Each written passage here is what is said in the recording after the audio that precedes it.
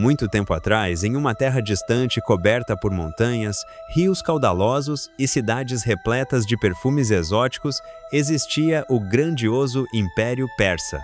Seu rei era poderoso, seu palácio coberto de ouro e mármore, e sua corte, repleta de conselheiros e guerreiros de todas as partes do mundo conhecido. Mas, em um canto discreto da capital, Suzã, entre casas simples de barro e ruas estreitas, vivia uma jovem com um brilho diferente nos olhos. Seu nome era Hadassa, uma jovem judia, órfã de pai e mãe, criada por seu primo mais velho, Mardoqueu. Ele a amava como a uma filha, e a ensinara desde cedo a ter fé no Deus de Israel, a cultivar o silêncio quando necessário, e a guardar o bem no coração mesmo em tempos difíceis. Hadassa tinha cabelos longos como fios de noite e olhos que brilhavam como a alvorada, mas ela não se achava especial. Era humilde, trabalhadora, ajudava nas tarefas do lar e cuidava das outras mulheres da vizinhança. Sua beleza era como uma flor que desabrocha devagar sem alarde, mas impossível de ignorar. Enquanto ela costurava panos no pátio de sua casa, o mundo ao redor se agitava. No coração do palácio, algo incomum havia acontecido. A rainha Vasti, esposa do rei Assuero, havia se recusado a aparecer diante de todos os convidados do rei em um grande banquete. O rei, envergonhado diante dos príncipes e governadores das 127 províncias, tomou uma decisão drástica. Vasti seria deposta. O trono agora estava vazio, e os conselheiros do rei tinham um plano: organizar um concurso grandioso para escolher uma nova rainha. Cavaleiros foram enviados a todas as partes do reino com proclamações: que todas as jovens virgens, belas de aparência, venham ao palácio de Suzã. Serão cuidadas e preparadas, e entre elas, o rei escolherá sua nova rainha. Era uma ordem real, e Hadassa, jovem e formosa, foi escolhida pelos oficiais locais e levada ao harém real. Mas antes de partir, Mardoqueu a chamou, com os olhos cheios de ternura e firmeza. "Não conte a ninguém que você é judia", disse ele.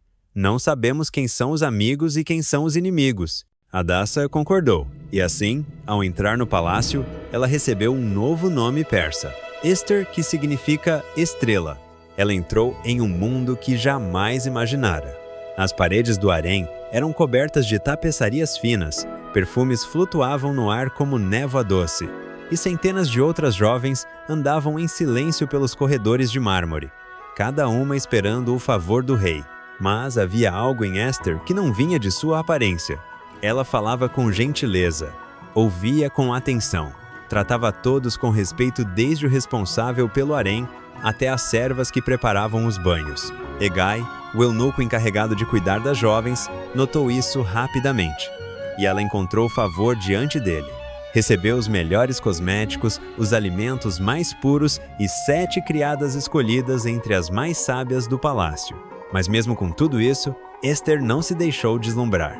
Ela lembrava das histórias contadas por Mardoqueu, sobre Moisés que enfrentou o faraó, sobre Davi que venceu o gigante, e sobre os profetas que andaram com coragem mesmo em meio às trevas.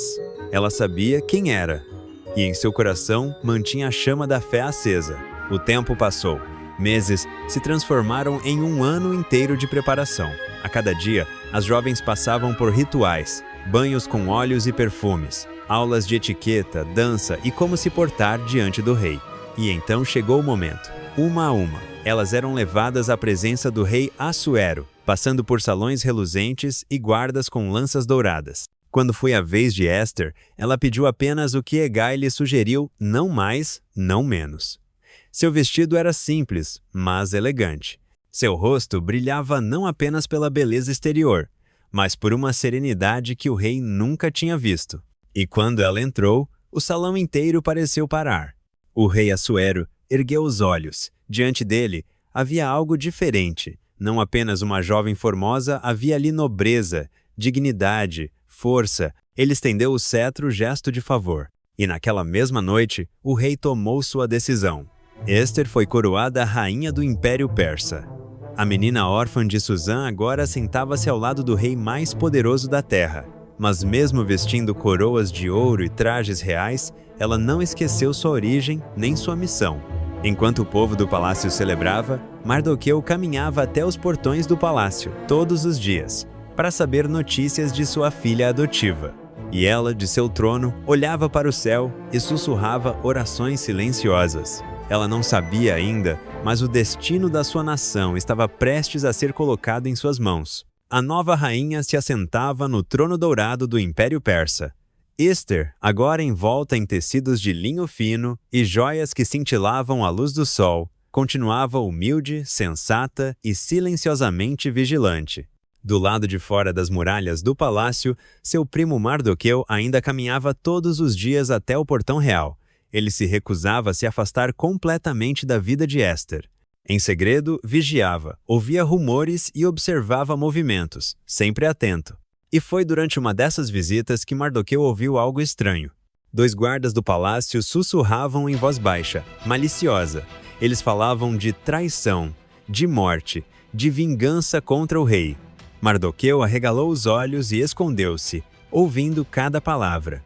Hoje à noite, quando o rei sair para caminhar, será o momento certo. Era uma emboscada, um plano para matar o rei Assuero. Sem perder tempo, Mardoqueu mandou uma mensagem urgente a Ester dentro do palácio. E ela, com sabedoria, avisou ao rei, mencionando que a informação viera de Mardoqueu. O rei ordenou uma investigação imediata. E como Mardoqueu dissera, os 2 guardas foram apanhados em flagrante, executados. E o feito de Mardoqueu, escrito nos livros reais, registrado, mas esquecido por ora. Enquanto isso, um novo homem ascendia ao poder na corte. Seu nome era Hamã, filho de Hamedata, o Agagita.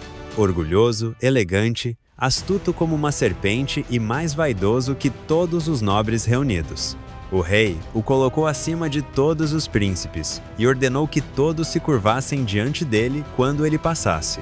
Todos, menos um, Mardoqueu. Cada vez que Amã passava pelos portões do palácio em sua carruagem decorada com plumas e ouro, os oficiais e servos curvavam-se até o chão. Todos, menos Mardoqueu, que permanecia de pé, com os olhos calmos e firmes. Os soldados sussurravam entre si. Você viu? Aquele homem não se curva. Que ousadia! Hamã notou. No início, tentou ignorar. Mas o orgulho é como lenha seca, basta uma faísca. Quem é aquele homem? Perguntou. É um judeu, chama-se Mardoqueu.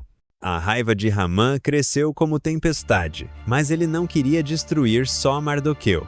Queria apagar todos os que pertenciam ao mesmo povo. Hamã tramou cuidadosamente. Com palavras doces como mel envenenado, foi até o rei Assuero. Majestade, há um povo disperso entre os povos de todas as províncias do teu reino. Eles são diferentes. Suas leis são diferentes e não obedecem às leis reais. Não convém deixá-los viver. Assuero escutou. Não perguntou muito. Talvez estivesse distraído com os assuntos da corte. Hamã prosseguiu. Se for do agrado do rei, que se escreva um decreto para destruí-los. E em troca, depositarei 10.000 talentos de prata nos cofres do reino. O rei, confiando em Hamã, tirou do dedo o anel real, o símbolo do poder imperial, e o entregou ao Agagita. Faz como te parecer bem. E assim foi feito. No 13º dia do primeiro mês, escribas foram convocados. O decreto foi redigido em todas as línguas do império, em nome do rei Assuero, e selado com seu anel. Em tal dia, o povo judeu, homens, mulheres e crianças em todas as províncias do reino, será morto, destruído e aniquilado. Seus bens serão tomados como despojo. Os mensageiros montaram em cavalos velozes e espalharam a notícia pelas 127 províncias. Suzã mergulhou em confusão. O povo estava em choque. Mas Hamã sentou-se para beber vinho. Quando Mardoqueu soube do decreto, rasgou suas vestes, cobriu-se de pano de saco e saiu pela cidade chorando alto. Era o clamor de um homem que carregava o peso de uma nação. Outros judeus fizeram o mesmo. Jejuaram, choraram, lamentaram. Nenhum alimento tocava seus lábios. E dentro do palácio, Ester foi informada. Sua prima está nos portões, vestido de pano de saco, chorando em alta voz. Ela enviou roupas para que ele se trocasse, mas ele recusou. Então Ester enviou seu servo de confiança, Hatá, para descobrir o que estava acontecendo. Mardoqueu contou tudo. Hamã convenceu o rei a matar nosso povo. Aqui está o decreto. Você precisa interceder. Fale com o rei. Peça por nossas vidas. E Esther, ao ouvir a mensagem, estremeceu. Todos sabem que quem se apresenta diante do rei sem ser chamado será morto, a menos que o rei estenda o cetro. E eu não sou chamada à presença dele há 30 dias. Mas Mardoqueu respondeu com palavras que se tornariam eternas. Não pense que você escapará no palácio. Se você se calar agora, socorro virá de outro lugar, mas você e sua família morrerão. E quem sabe, se não foi por um tempo como este que você chegou à realeza. Esther respirou fundo. Suas mãos tremiam. Seu coração batia acelerado. Mas ela sabia. O momento havia chegado. E então Esther respondeu: Vá, reúna todos os judeus de Susã. Jejuem por mim 3 dias. Sem comida, nem bebida, nem de dia, nem de noite. Eu e minhas servas faremos o mesmo. Depois, eu irei ao rei, mesmo que não seja chamada. E se eu perecer, pereci. Cada história bíblica carrega um propósito e um ensinamento que podem transformar vidas. Espero que esse vídeo tenha sido uma bênção para você. Agora, te convido a refletir. Como essa palavra impactou o seu coração? Compartilhe comigo nos comentários. Se quer continuar nessa jornada de aprendizado e fé, se inscreva no canal, curta e ative as notificações. Nos vemos em breve. Deus te abençoe.